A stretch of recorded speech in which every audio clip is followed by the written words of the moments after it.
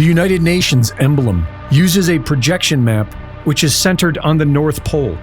This projection was chosen in 1945 when the UN was founded and the Arctic was strategically irrelevant. Today, it has become the world's most contested zone. The center of the UN's map is precisely the terrain that every major power is now scrambling for. The Russian narrative is that a coming pole shift will thaw parts of Siberia and the Arctic coastline, of which Russia controls approximately 53%. The Northern Sea Route, the NSR, saves 15 days of travel compared to the Suez Canal route. Russia has already invested over $35 billion developing this area for a future Arctic civilization. The narrative in the United States, which has a limited Arctic footprint compared to Russia, has been more desperate. Its story began as man-made global warming, now simplified to climate change. The U.S. is hurrying to meet a 2030 deadline and is looking to acquire Canada and Greenland, which would give it the ability to dominate the Northwest Passage, the alternative Arctic trade route to Russia's NSR. The European Union has expanded NATO to include Arctic states, Sweden and Finland. In January 2025, the EU established the European Polar Coordination Office, EPCO, in Sweden's Arctic region.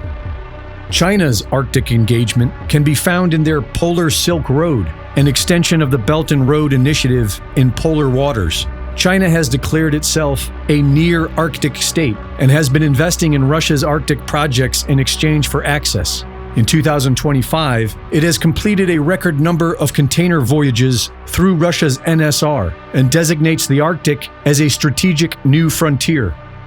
We are living through the most consequential reorganization of world power since 1945, and the geological advantage for all nations is clearly centered in the Arctic region.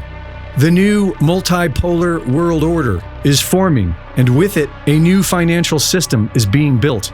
A new world order in which energy, food, and metals become the new reserve assets. Each of the major players is constructing financial systems designed to function independently as well as internationally.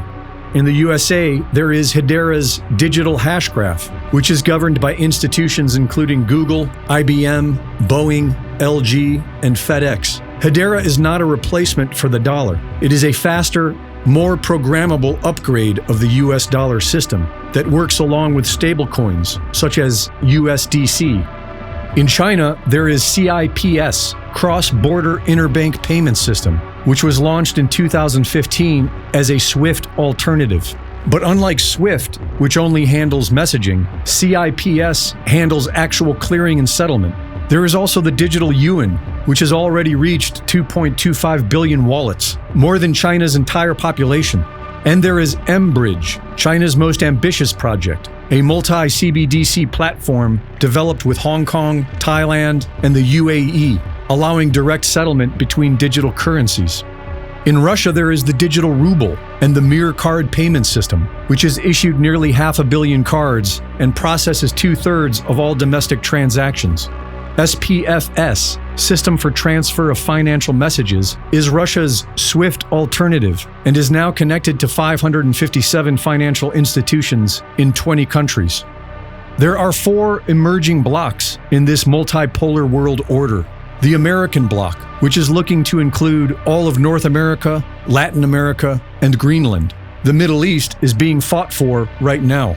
The Russian bloc is looking to include much of its former Soviet states, as well as parts of Africa and the Balkans.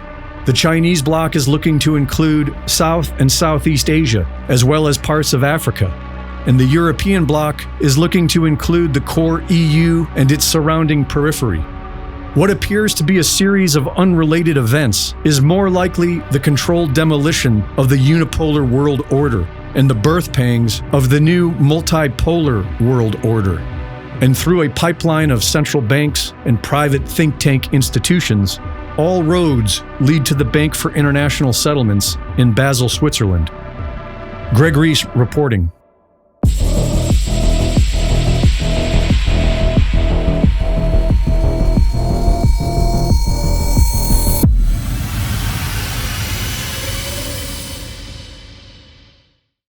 The Reese Report is now fully funded by my Substack subscribers. Subscribe today and support my work at gregreese.substack.com.